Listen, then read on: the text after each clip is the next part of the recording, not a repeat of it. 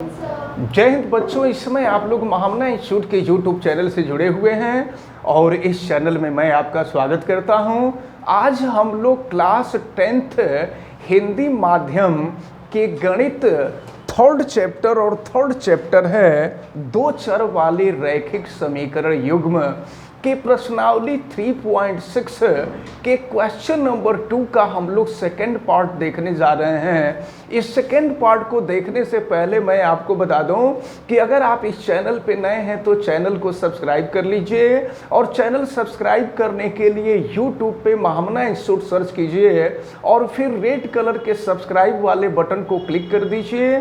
फिर आप महामना इंस्टीट्यूट के पार्ट बन जाएंगे और प्रतिदिन पढ़ने वाले वीडियो की सूचना आप तक पहुंचती रहेगी। इसके लिए आप बेल आइकन को भी प्रेस करें, वीडियो को मैक्सिमम स्टूडेंट तक आप शेयर करें ताकि मैक्सिमम स्टूडेंट इसका बेनिफिट ले सकें। और अगर किसी प्रकार की कोई दिक्कत समझ में आती है तो आप हमें कमेंट करके बतावें। ये क्वेश्चन काफ़ी इंपॉर्टेंट है, इसको आपको अच्छी तरह से समझना है। तो चलिए क्वेश्चन देखते हैं कि क्वेश्चन क्या दिया हुआ है। दो महिलाएं एवं 5 पुरुष एक कसीदे के काम को साथ साथ 4 दिन में पूरा कर सकते हैं। कसीदे का काम का मतलब होता है कढ़ाई का काम, जैसे साड़ी पे कढ़ाई की जाती है या मेजपोश वगैरह पे कढ़ाई की जाती है।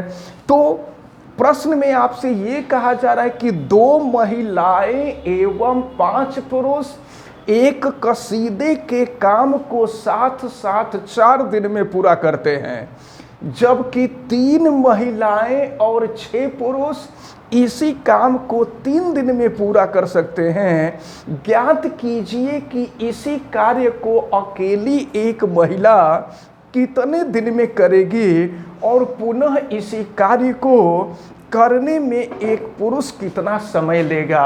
हम मान लेते हैं कि कसीदे के कार्य को करने में एक महिला x दिन में करेगी, x दिन में पूरा करेगी और एक पुरुष इसको y दिन में करेगा। तो एक बात आप ध्यान से समझ लीजिए कि जब एक अकेली महिला इसको x दिन में पूरा करेगी तो उसके एक दिन का जो काम होगा वो 1/x हो जाएगा। और अगर पुरुष उस काम को y दिन में करता है तो एक दिन में होने वाला जो काम होगा वो 1/y हो जाएगा। तो चलिए हम शुरू करते हैं। लिख लिया जाएगा, माना एक महिला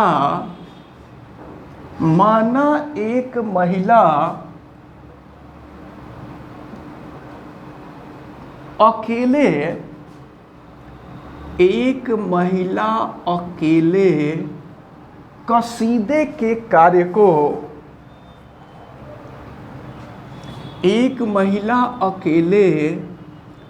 कसीदे के कार्य को x दिन में पूरा करती है।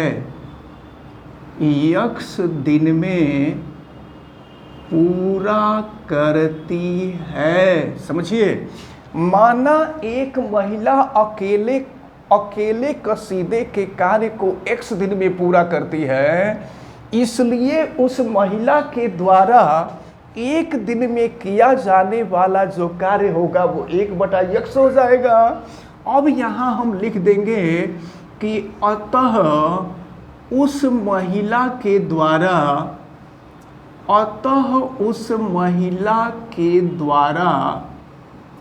एक दिन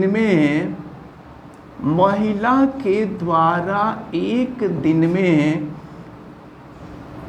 किया जाने वाला कार्य बराबर हो जाएगा 1/x। इसी प्रकार हम मान लेते हैं कि एक पुरुष उस कार्य को y दिन में करता है। अब फिर लिखा जाएगा, पुनः माना एक पुरुष उस कार्य को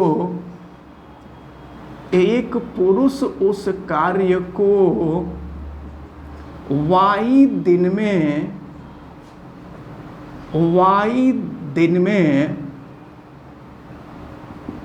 पूरा करता है, y दिन में पूरा करता है, अतः उस पुरुष के द्वारा एक दिन में किया गया कार्य, अतः उस पुरुष के द्वारा एक दिन में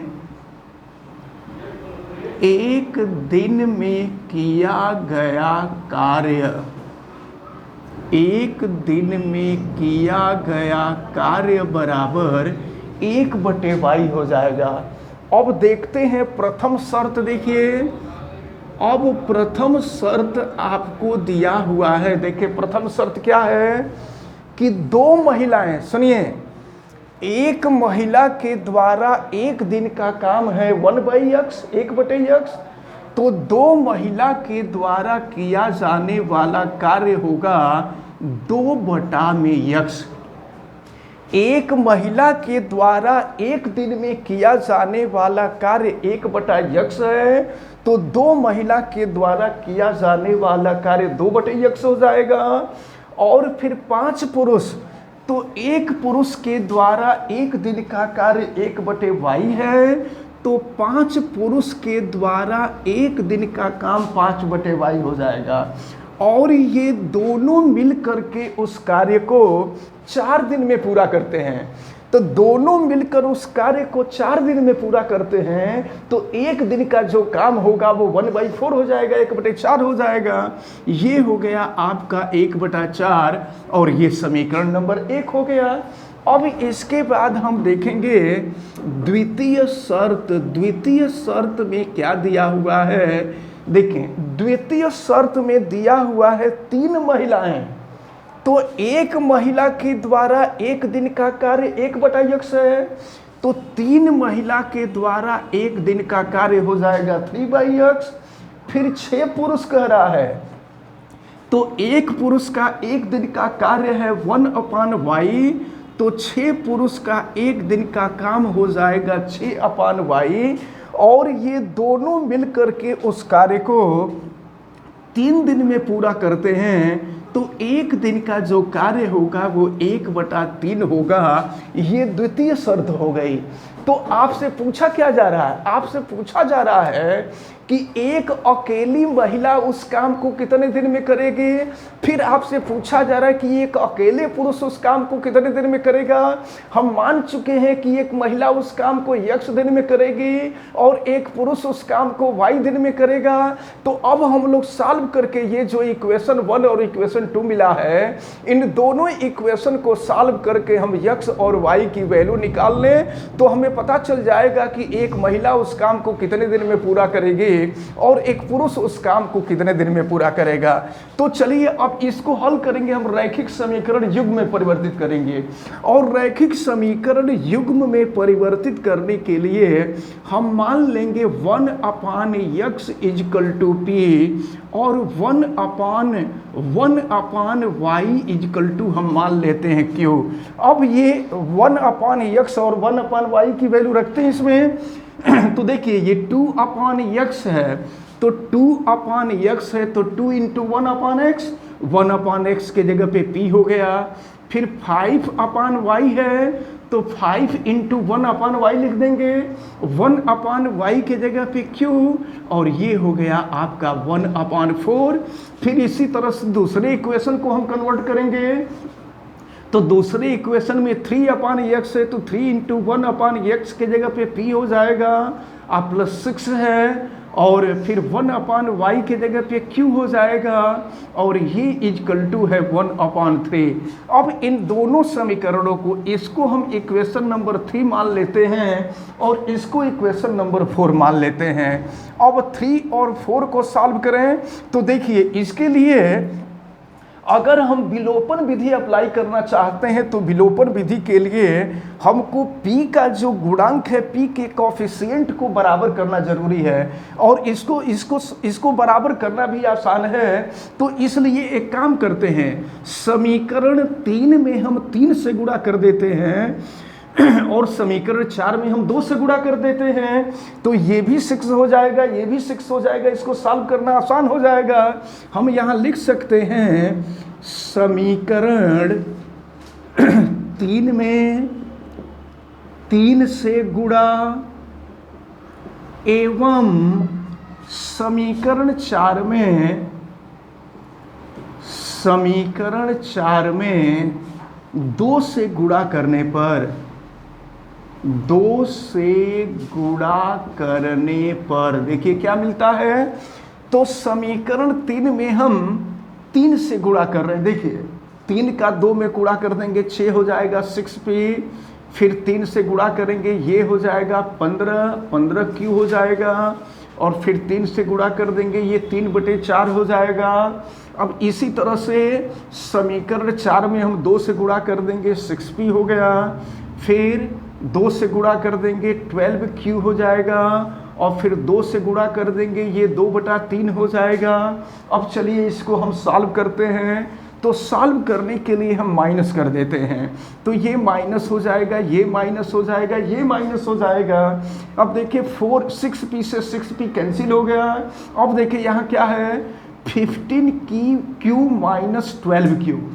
यहाँ देखिए हम चाहें तो लिख सकते हैं 15q minus 12q is equal to 3/4 minus 2/3। अब इसको हमें सॉल्व करना और सॉल्व करके देखना है कि क्या मिलता है। तो 15q माइनस 12q ये हो जाएगा 3q, और फिर इसको अगर हम सॉल्व करें तो 3 और 4 का एलसीएम ले लेंगे 12 हो जाएगा। और फिर देखिए 4 से इसको डिवाइड करें तो 3, और 3 में 3 का मल्टीप्लाई कर देंगे 9 हो जाएगा। फिर 3 से इसको डिवाइड करें तो 4 हो जाएगा, और 4 का 2 में मल्टीप्लाई कर देंगे तो 8 हो जाएगा। अब ये हो गया आपका 3q इजकल टू 9 माइनस 8 1 हो जाएगा। तो ये हो गया 1/12, और अगर हम 3 को इधर लेके चले जाएं तो q की वैल्यू निकल जाएगी, तो 1 ये 12 36 हो जाएगा। और देखिए q का मान आपको मालूम है, q के जगह पे 1/y है। हम यहाँ रख देते हैं q के जगह पे 1/y इजकल टू 1/36, फिर क्रॉस मल्टीप्लिकेशन कर देंगे, ये हो जाएगा y इजकल टू 36। तो y क्या है, पुरुष के द्वारा किया गया कार्य है। इसका मतलब ये हुआ कि कसीदे के उस कार्य को एक पुरुष जो है 36 दिन में पूरा करेगा। अब चले देखते हैं। तो अब q की वैल्यू निकल गई है। अब q का मान समीकरण 1 या समीकरण 1 नहीं बल्कि समीकरण 3 या 4 किसी में भी रख सकते हैं। तो चलिए q का मान हम रख दे रहे हैं। q का मान हम समीकरण 4 में रख देते हैं। q इजकल टू यहाँ लिख दिया जाए q इजकल टू 1/36 समीकरण 4 में रखने पर, समीकरण 4 में हम रख देते हैं, और समीकरण 4 में रखने पर देखते हैं क्या मिलता है। समीकरण 4 है 3p प्लस है 6, q की वैल्यू है 1/36 इजकल टू हो जाएगा 1/3। देखिए 6 से इसको कट कर देंगे तो ये 6 हो जाएगा। तो 3p प्लस 1/6 इजकल टू 1/3 हो जाएगा, और यहाँ से 3p की वैल्यू निकालें तो 1/3 माइनस 1/6 हो जाएगा। तो 3p इजकल टू एलसीएम ले लेंगे तो 6 हो जाएगा। 3 से डिवाइड करेंगे 3 2 जा 6, और 2 का 1 में मल्टीप्लाई कर देंगे 2 हो जाएगा, और 6 से डिवाइड करेंगे तो 1 होगा, और 1 का 1 में मल्टीप्लाई कर देंगे 1 हो जाएगा। फिर ये हो गया आपका 3p इजकल टू 1/6, और यहाँ से p की वैल्यू हम निकालेंगे 3 का गुणा हो जाएगा, तो 3 6 18 हो गया। अब p की वैल्यू आपको मालूम है कि p का जो मान है वो 1/x है। तो p के जगह पे हम रख देते हैं 1/x बराबर 1/18, और जो है यहाँ से क्रॉस मल्टीप्लिकेशन कर दें तो x बराबर हो जाएगा 18 दिन। तो यक्ष क्या है, महिला के द्वारा किया जाने वाला कार्य है। इसका मतलब ये हुआ कि इस कसीदे के काम को एक महिला अकेले करेगी तो 18 दिन में कर देगी, और अगर एक पुरुष को अकेले कह दिया जाए तो वो 36 दिन में करेगा। इससे निष्कर्ष ये निकलता है कि महिला के द्वारा किया जाने वाला जो कार्य है वो तेज है और पुरुष के द्वारा किया जाने वाला कार्य धीमा है। तो अब यहाँ लास्ट में रिजल्ट लिख देंगे हम कि अतः महिला उस कसीदे के कार्य को 18 दिन में पूरा कर लेगी, जबकि पुरुष उस कार्य को अकेले 36 दिन में पूरा कर लेगा। तो इस प्रकार हमें उम्मीद है कि ये प्रश्नावली 3.6 में क्वेश्चन नंबर 2 का जो सेकंड पार्ट है ये बहुत अच्छी तरह से समझ में आया होगा। ये क्वेश्चन काफ़ी इंपॉर्टेंट था, इसको अच्छी तरह से तैयार किए रहिएगा। कई बार एग्जाम में इन क्वेश्चंस को पूछा गया है, तो आप अच्छी तरह से तैयार करेंगे। और हाँ, वीडियो को आप लाइक ज़रूर करेंगे, और अगर किसी प्रकार की कोई दिक्कत समझ में आती है तो आप कमेंट करके हमें बताएंगे भी। और वीडियो को मैक्सिमम स्टूडेंट तक शेयर करें ताकि मैक्सिमम स्टूडेंट इस इंपॉर्टेंट टर्म को अच्छी तरह से समझ सकें। बेल आइकन को भी प्रेस करें ताकि प्रतिदिन पढ़ने वाले वीडियो की सूचना आप तक पहुंचती रहे। आप सभी लोगों का बहुत बहुत धन्यवाद। जय हिंद।